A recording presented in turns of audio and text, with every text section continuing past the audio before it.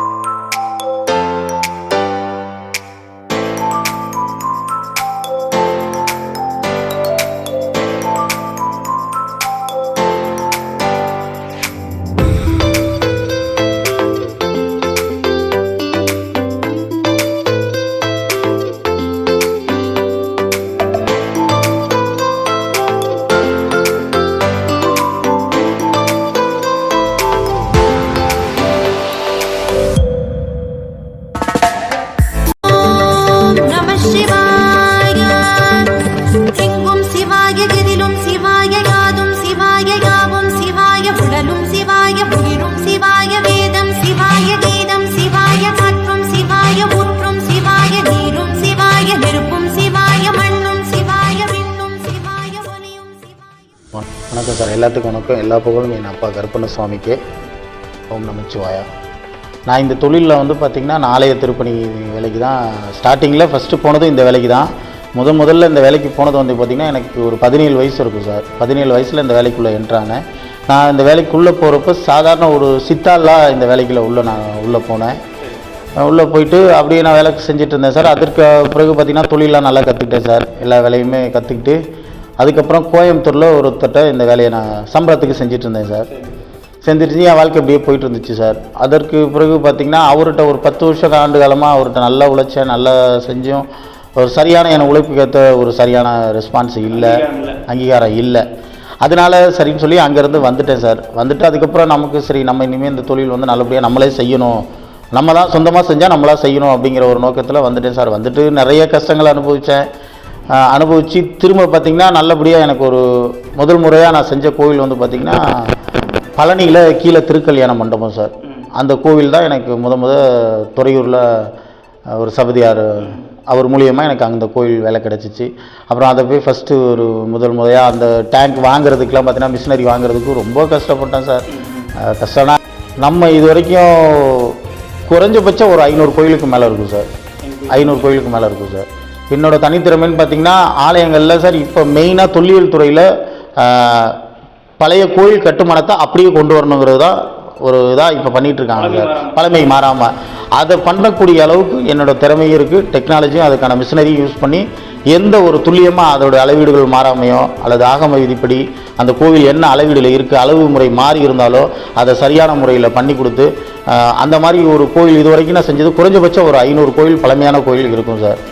அதில் விரல் வெட்டு சொல்லக்கூடிய கோயில்னு பார்த்திங்கன்னா விழுப்புரத்தில் திருவமாத்தூர் பெரிய கோவில் சார், அது நம்ம பண்ணினது சார்.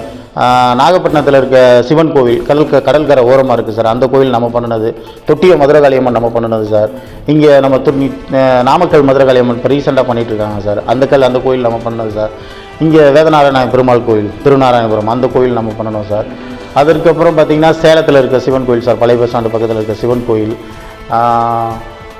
அப்படியே சொன்னால் நிறைய சொல்லலாம் சார். மதுரையில் அழகர் கோயில் மண்டபம், ஆற்றுக்குள்ளே இருக்க கோயில் மண்டபம் அதை நம்ம புதுப்பிச்சு கொடுத்தோம். அப்புறம் நிறையா மதுரை வாலாந்தூரில் இருக்க பெரிய கோயில் சார். அந்த இது சேலம் மேச்சேரியில் சார், சேலத்தில் அர்த்தனூர் அந்த ஆண்டலூர் கேட்டுக்கு பக்கத்தில் ஒரு பழைய ஒரு பெரிய கோயில் ஒன்று உள்ளே இருக்கு பாருங்க சார், அந்த கோயில் நம்ம தான் சார் பண்ணி கொடுத்தோம். அந்த மாதிரி எண்ணற்ற கோயில்கள் செய்கிறதுக்கான பாக்கியம் நமக்கு கிடைச்சிருச்சு சார். புதுசாகவும் இப்போ பண்ணிகிட்டு இருக்கோம் சார். ஆமாம், கருங்கல் வேலை, சுதை வேலை, இது எல்லாமே அனைத்துமே இப்போ தான் சார் அதில் அடுத்த கட்டத்துக்கு என்னோடய வாழ்க்கையை நகர்த்திட்டு இருக்கேன் சார். புதுசாக பண்ணியிருக்கிறதுன்னு பார்த்தீங்கன்னா இப்போ திருவாரூர் டிஸ்ட்ரிக்டில் ஒரு கோயில் எடுத்திருக்கேன் சார். இப்போ பண்ணிகிட்டு இருக்கோம், அது ஒர்க்கு நடந்துகிட்ருக்கு சார். புதுசாக இப்போ பண்ணிகிட்டு இருக்கிறது இப்போ நம்ம அங்கே பண்ணிகிட்டு இருக்க ஒருநிலை கோபுரம் தான் சார், அதுதான் பண்ணிகிட்டு இருக்கோம். அடுத்து வந்து பார்த்திங்கன்னா இது பழைய கோயில்களும் நம்ம புதுப்பிச்சு பண்ணி கொடுக்குறதா இப்போதைக்கு பண்ணிகிட்டு இருக்கோம் சார். தச்சமே இப்போ நடந்துட்டு இருக்கிறது அந்த ஒர்க்கு தான். எனக்கு அதிகமாக பெயிண்டிங் இந்த ஒர்க்கு வர்றதை விட சார் கட்டுமான அதாவது கல்காரம் இருக்க கோவிலுங்க நமக்கு அதிகமான வேலை வரும் சார். நம்ம அதுதான் இம்பார்ட்டன்ட் கொடுத்து செஞ்சுட்ருக்கோம் சார். ஏன்னா அதுக்கான மிஷினரிலாம் நம்மள்ட்ட நிறைய இருக்குது. அதுதான் அடையாளமே அதுதான் சார். அதுதான் பழைய கல்வெட்டுகளோ அல்லது அதில் உள்ள சின்ன சின்ன சிற்பங்களோ டேமேஜ் ஆகாமல் அதை துல்லியமான முறையில் நம்ம எடுத்து கொடுக்குற அளவுக்கு அதில் நம்ம ஓரளவுக்கு சாட்டிஸ்ஃபையாக நம்ம வந்துட்டோம் சார். அதனால தான் இறைவன் வந்து என்னை இன்னைக்கு காசியில் அன்னபூர்ணி தாயார் சன்னதி செய்கிறதுக்கான வாய்ப்பு வரலாம் நம்மளை வழி நடத்தி கொண்டு போயிருக்கு சார். ஆமாம் சார், ஆமாம். இந்த மாதம் 7ஆம் தேதி வேலை ஆரம்பிக்கிறோம் சார். என் மூலியமாக பார்த்தீங்கன்னா ஒரு 25-30 பேர் வேலை பார்த்துட்ருக்காங்க சார். 35 குடும்பங்கள் நம்ம கூட வேலை செஞ்சிட்ருக்காங்க. நல்ல எதிர்காலம் இருக்குது சார், கண்டிப்பாக இருக்குது. அதனால தான் சார் இப்போ இதுலேயும் பார்த்தீங்கன்னா ரொம்ப ரேர் தான் சார். இப்போ மண்டல சபதியாரெலாம் சொல்லி ஒரு போஸ்டிங் எடுத்துகிட்டு இருக்காங்க. அதுக்கெலாம் பார்த்தீங்கன்னா திருச்சி டிஸ்ட்ரிக்டில் வேக்கனே இல்லை சார். யாருமே ஆட்களே இல்லை. இந்த கட்டிடக்கலைத்துறையில் வந்து அதிகமாக யாரும் ஈடுபடுறது கிடையாது. அதனால் இதுக்கப்புறமாவது இனிமேல் நம்மளை மாதிரி என்ன மாதிரி ஒருத்தன் இந்த சாதாரண படிக்கலை, நான் படித்தது வெறும் 9ஆம் கிளாஸ் மட்டும்தான் சார். ஆனால் இவ்வளோ 9ஆம் கிளாஸ் படிச்சுட்டும் இன்றைக்கி நான் ஒரு 30-40 பேத்துக்கு இன்றைக்கி போனஸே பார்த்தீங்கன்னா லட்சக்கணக்கில் இன்றைக்கி தீபாவளிக்கு கொடுத்தேன் சார். அந்தளவுக்கு என்ன இந்த தொழிலும் என்னை வளர்த்துருக்குது. என்ன கும்புற தெய்வமும் என்னை வளர்த்து கொண்டு வந்துருச்சு சார். கண்டிப்பாக சார். அதில் நான் 100% உண்மையாக இருக்கேன் சார். நான் செய்கிற வேலைக்கு பணங்கிறத தாண்டி அதில் உண்மை இருக்கணும். அந்த தொழில் வந்து என் மனசுக்கு 100% சரியாக இருக்கணும். அப்படி நான் மட்டும்தான் அந்த வேலையை முடிஞ்சு கம்ப்ளீட் ஆகிடுச்சுன்னு சொல்லி அவங்கள ஹேண்ட் ஓவர் பண்ணுவேன் சார்.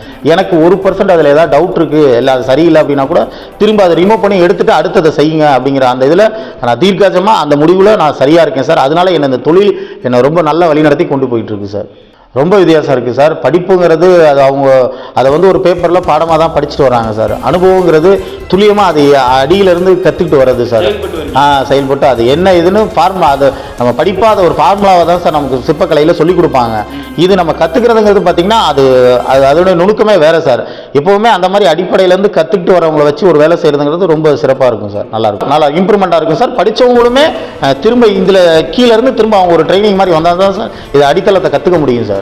ரொம்ப துல்லியமான ஒர்க்கு சார். இந்த ஒர்க்குங்கிறது ஆலய திருப்பணிங்கிறது ரொம்ப ஒரு நுணுக்கமான வேலை சார். எல்லாமே சரியாக இருக்கணும். அப்போ தான் சார் அந்த தொழிலும் நல்லாயிருக்கும், நம்மளும் நல்லா இருக்க முடியும் சார்.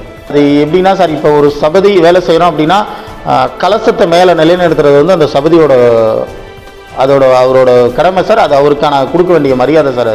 அது இன்னமும் பார்த்தீங்கன்னா அந்த சபதி அப்படின்னா அவங்க ஒரு தெய்வத்தை உருவாக்கி கொண்டு வரவங்க சார். தெய்வத்துக்கு என்ன நிகரான மரியாதையை அவங்களுக்கு கண்டிப்பாக செலுத்துகிறாங்க. அந்த முறையெல்லாம் நான் கொடைக்கானலில் 2 கோயில் செஞ்சு கொடுத்தேன் சார். பூம்பாறைன்னு சொல்லிட்டு அங்கே முருகன் கோயில் இருக்குது சார். பூம்பாறைக்கு அடுத்தது வந்து பார்த்திங்கன்னா வில்பட்டி முருகன் கோயில், கூம்பூர் முருகன் கோயில், சுயம்பு முருகன் கோயில் தான் சார். அந்த கோயில் திருப்பணி நான் தான் சார் அந்த 2 முருகன் கோயிலுமே கொடைக்கானலில் செஞ்சு கொடுத்தேன் சார். அந்த கோயிலெலாம் பார்த்திங்கன்னா அங்கே போகிறப்ப எனக்கே ஒரு மாதிரி விதமான ஒரு இதாகிடுச்சு சார். என்ன காரணம் அப்படின்னா அந்த மலைவாழ் மக்கள் வந்து அவ்வளோ பாரம்பரியத்தை கட்டுக்காக்குறாங்க.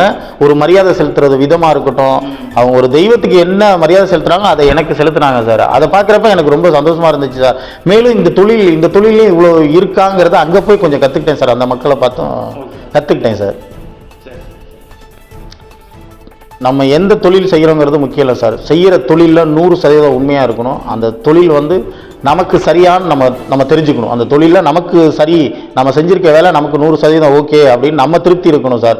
மற்றவங்க நம்ம வேலை கொடுத்து அவங்க வந்து நம்ம அந்த வேலை சரியாக இருக்கா, நல்லா இருக்கா, ஓகேன்னு சொல்கிறத விட நமக்கு அந்த வேலையில் 100% தெளிவாக இருக்கணும் சார்.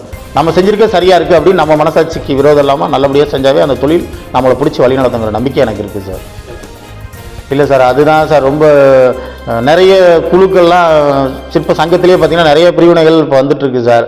சில இது அங்கீகாரங்கள் வச்சு அரசு அங்கீகார நம்பரோடு செயல்பட்டுருக்கு. சில இது சாதாரண முறையில் அவங்கள ஒரு குழு மாதிரி ஆரம்பித்து பண்ணிகிட்ருக்காங்க. இது எல்லாம் ஒருநிலைப்படுத்தி ஒன்றாக்கி ஒரு சிற்பக்கலைக்குன்னு ஒரு இதை அரசு ஊக்குவிப்படுத்தணுங்கிறது என்னோட கோரிக்கை சார். இந்த இதுக்கு நான் நன்றி சொல்லணும்னு நினச்சேன்னா, எனக்கு வந்து இந்த தொழிலை ஃபஸ்ட்டு எனக்கு ஊக்குவிச்சு அனுபவம் கொடுத்தது வந்து நாமக்கல்லில் வந்து சேகர் சபதியார்னு சொல்லி ஒருத்தர் இருக்கார் சார், நமக்கு குரு. அவர் தனபால் சபதியார், சதாசிவன் சொல்லி ஒரு சபதியார் சார், சுகுமார்னு ஒரு சபதியார். இவங்கெல்லாம் என்னோட குருக்கள் சார். அவங்கெல்லாம் என்னை வழி நடத்தி இந்த வேலைகள்லாம் செஞ்சு கொடுக்குற மாதிரி ஃபஸ்ட்டில் என்னை நம்பி கொடுத்தாங்க. அவங்களுக்கு கீழே நான் இந்த பணிகள்லாம் செஞ்சு இன்றைக்கி நான் அவங்கள நல்லபடியாக ஓரளவு தொழில் தனியாக செய்கிற அளவுக்கு ஒரு வளர்ச்சி நிலைக்கு வந்துட்டேன் சார்.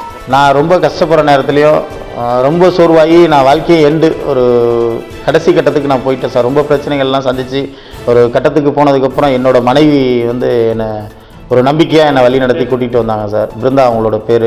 அவங்க என்னை வழி நடத்தி, உங்களை பற்றி எனக்கு தெரியும், நீங்கள் செய்கிற தொழில் பற்றி எனக்கு நல்லாவே தெரியும், நம்மளை கண்டிப்பாக அந்த தெய்வமும் உங்கள் தொழிலும் கைவிடாது, நீங்கள் வாங்க, உங்கள்கிட்ட இருக்க கெட்ட பழக்கத்தை மட்டும் நீங்கள் விட்டுருங்க அப்படின்னு சொல்லி என்னை வழி நடத்தி என்னை கூட்டிகிட்டு வந்தாங்க சார். அதுக்கப்புறம் நான் அந்த வாழ்க்கையை தொடங்கணும்.